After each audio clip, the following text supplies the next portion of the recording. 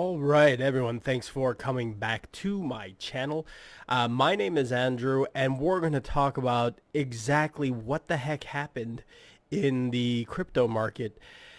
As you can see, and you probably know, everyone's portfolio kind of took a big turn for the worse recently.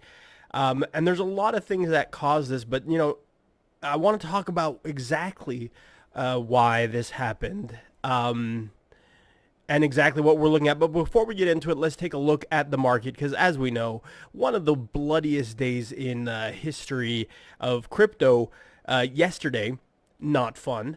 And there are some things we need to talk about in regards to that, obviously, but there are some bright spots actually still in crypto.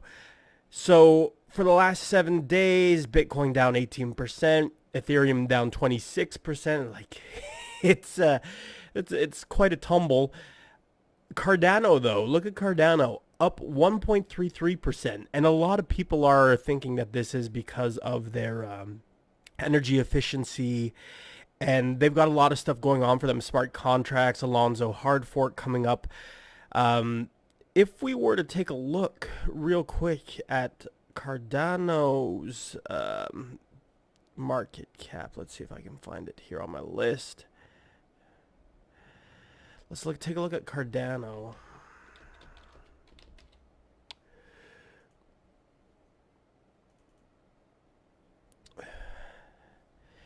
It's been on a hell of a ride, but Cardano actually held up pretty good. Popped right back up above its EMAs.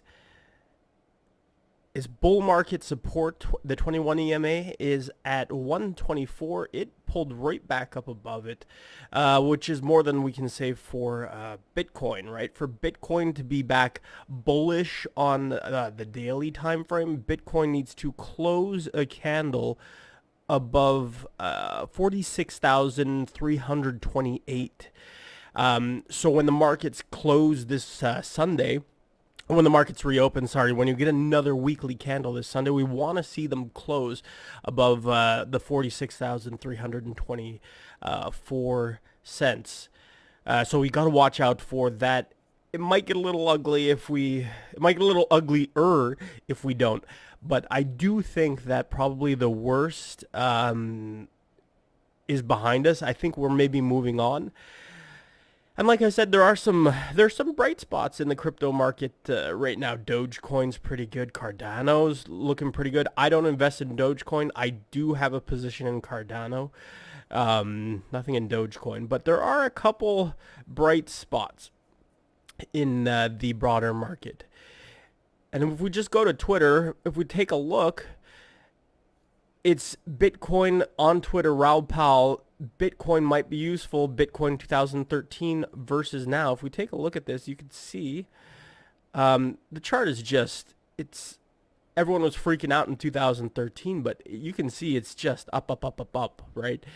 It's, I know I think everyone was scared. A lot of times that these things happen and in crypto, and it's kind of what we sign up for, right? It's the big market dumps of the volatility.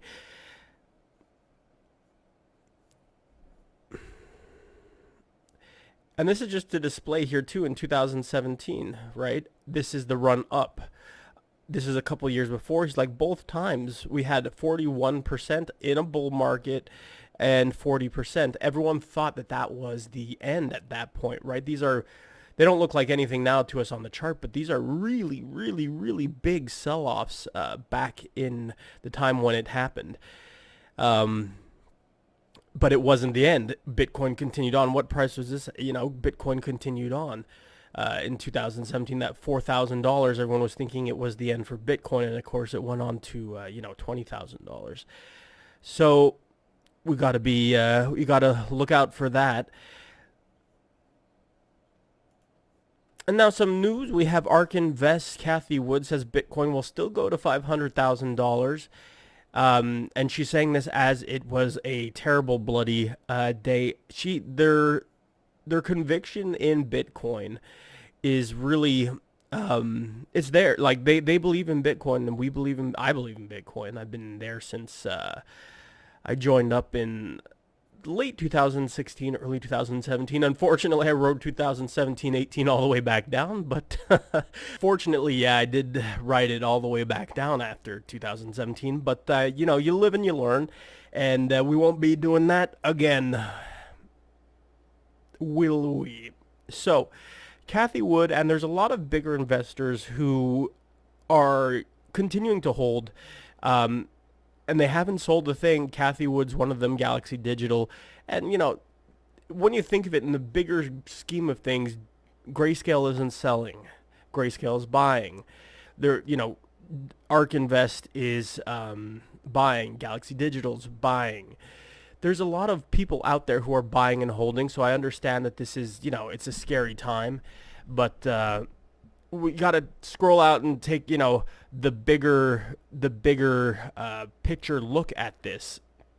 So, Crypto Fear and Greed Index, cattail, Crypto Fear and Greed Index at an 11 now. That's incredibly, incredibly low. It's always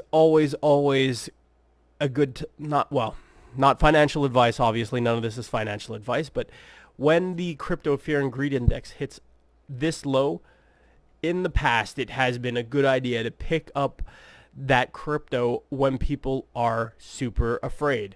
It's really, really difficult, obviously, but if you manage to do that, these are some of the best times that you can make money in crypto in general, is, scaling in when people are afraid, 100%. Did want to talk about a little bit of FUD. I've seen resurfacing, people calling for lower lows after this huge 51% drop that we had already. There's people calling for even more. I want to talk about the FUD, the fear, and if you're new to the market, FUD is fear, uncertainty, and doubt. We'll talk about that real quick, but we'll talk about what has happened and what people are saying will happen. So what has happened is a 4chan insider predicted a big dump, and they're saying that it was a China-led stakeout. There was a shady deal, was competition between the elites. And if you haven't seen these, they're available on they're available on the Twitter. It's a 4chan. Hey guys, insider here. For those of you who are not busy LARPing, I don't know what that is. Well, I know what LARPing is, but I don't know what he's talking about here. There's an announcement from China. The picture is semi-related. Can you guys... Massive, it's working PRC. Purpose of today's press release alongside the FUD posting. Bitcoin, try to get Bitcoin as low as it can go before 7 a.m. First, there'll be a self-coordinated sell-off to drop prices below a certain threshold and liquidate a certain stakeholder. And they didn't say exactly who it was, but they bought the dip. Once liquidated, the plan is to buy up all the reserves and essentially leave them bankrupt. If you guys want to get rich, grab some coffee and watch for a big dip. Once it happens, things are going to get green really fast. They project 7K. So that's one of them. And they did, there's another one. It's kind of difficult. I don't know if we can make that bigger. But they delayed it a tiny bit. The time was delayed to 1 p.m. and they're saying, I don't know if we can scroll in here, all-time high above 50K.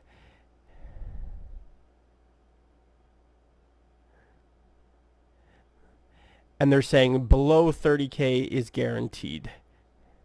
Expect 30K, that's a guarantee. If you can see this, there is a lot of market manipulation going on. There's also obviously the Elon FUD and the energy consuming of Bitcoin that caused a lot of FUD and caused the price to liquidate. But it seems like it was a coordinated effort by insiders to get the price as low as possible. Now I want to take a second to address this, the new FUD. There's a lot of stuff circulating about a re-upping of the Tether FUD. right? So we have all these four things working against us, or were working against us yesterday, and I guess we'll continue to do it until we grind slowly back up to the top. We had the Elon Energy FUD. We have the China ban FUD, used for crime FUD, India FUD, regulatory FUD. Let's talk about the resurgence of old FUD, because China's old FUD, China's banned and then rebanned Bitcoin a million times. Used for crime FUD. You think the US dollar's not used for crime? The US dollar is used for crime all the time. Do not worry about that one. Regulatory FUD. India's been making regulations on this stuff for a really, really long time. I'm not super worried about that. Same thing with China. Elon Energy, it's kind of a thing. It can be solved. It can be solved. Elon could easily come up with a new mining company that's all solar and wind and hydro powered. It could change really quick. The Tether FUD I want to address, because I did see a lot of posting about Tether. Tether, if you didn't know, is a stable coin that the crypto market uses. It's one of a few different stable coins that you can use. Tether, I don't know why the crypto market insists using on Tether. Use Tether. I wish we would move away from it. That would be awesome. But currently, they use Tether. If you did not know, this is old FUD. Tether's already been investigated by the SEC, and here's what happened. Here's how it ended. Tether, they were already accused by the SEC. They were already saying, hey, something fishy's happening there, something's fishy happening, Tether. And so the SEC investigated them. They were ordered to pay a fine of $18.5 million in damages, and they're not allowed to do business in the state of New York. But everyone looks, so it's settled. This already happened. And this was, I think, earlier this year, it was all settled. On March 14th, 2019, they first began to investigate the whole thing. It was settled 2-3 months ago. It's, it's old. It's old FUD. The same thing with China. China's old FUD. India, old FUD. It happens again and again and again. I don't let the FUD scare you out of your position. Someone raised a really interesting question yesterday on the crypto YouTube, and they were saying, hey, if you could have bought Bitcoin at $1, do you think you would still be here today? Would you have held?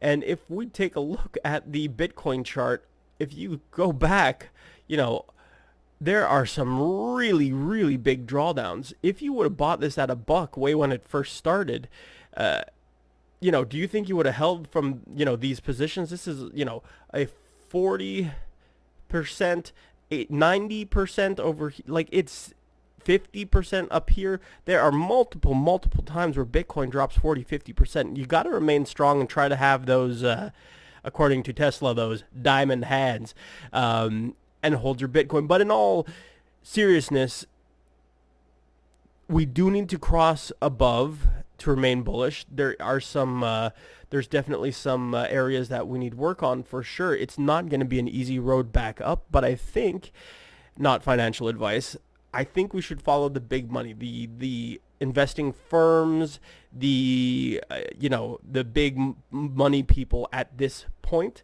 who are still really stoked on Bitcoin. Elon Musk, who knows? I don't know if it's the best idea to follow him, but there are the Michael Saylors and the different, firms out there that are still investing in Bitcoin that are interested. I would say, even if you're afraid, if all this stuff has you, questioning your position, or if you need money and you can't hold on for a little bit, a couple of months while we grind this back up, that's one thing. But never sell in the, in the midst of the sell-off. If you were to, you see that if you were part of this yesterday, that it fell all the way down to, just under $30,000. If you would have just held on for an hour or two more, it was all the way back up to 38. That's a really big difference. So if the market's not for you and you find hey, this is a little too scary for me, and you want to get out, don't do it on a huge dump, right? Just wait till the dump is over and things have calmed down just a tiny bit more.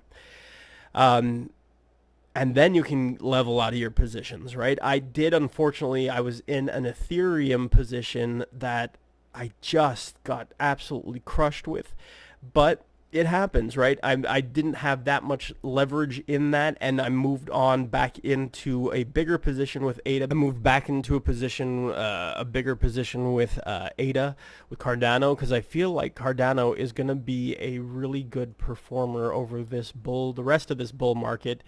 Um,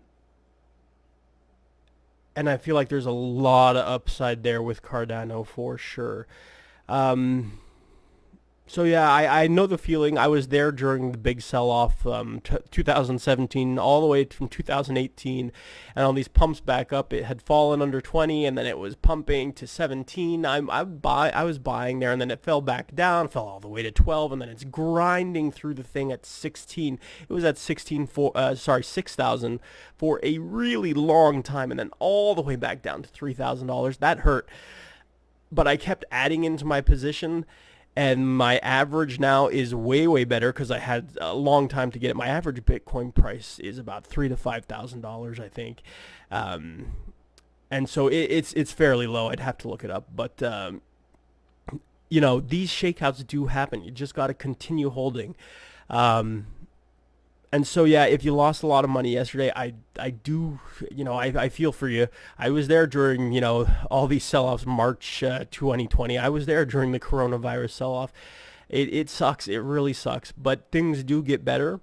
And I think one of the worst decisions I made was being over-leveraged during these types of huge events. Try not to use leverage if you absolutely can. If you really want to use leverage and trade with really low leverage.